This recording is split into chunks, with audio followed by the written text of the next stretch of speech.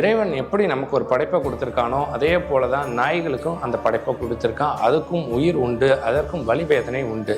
இங்கே சில பேர் பார்த்தீங்கன்னா தெருவில் இருக்கக்கூடிய நாய்களை கல்லெடுத்து அடிக்கிறது, ஆசைக்குன்னு நாயை கொண்டு வந்து வச்சுட்டு அதுக்கு பசியும் பட்டினியுமா விடுறதும் மிகப்பெரிய பாவம். நீங்கள் எத்தனை கோயில்களுக்கு போகலாம், தர்மம் செய்யலாம், ஜீவகாருண்யம்னு சொல்லி பல உயிர்களுக்கு உணவளிக்கலாம்.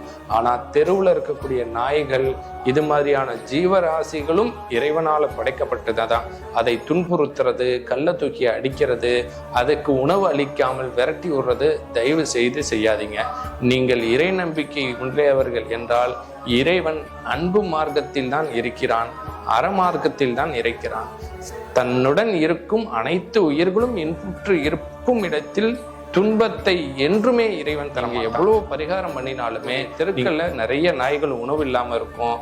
அதை முடிந்த அளவுக்கு உணவு போடுங்க. ஆடு மாடுகள் இருக்கும், உங்களால முடிந்ததை செய்யுங்க.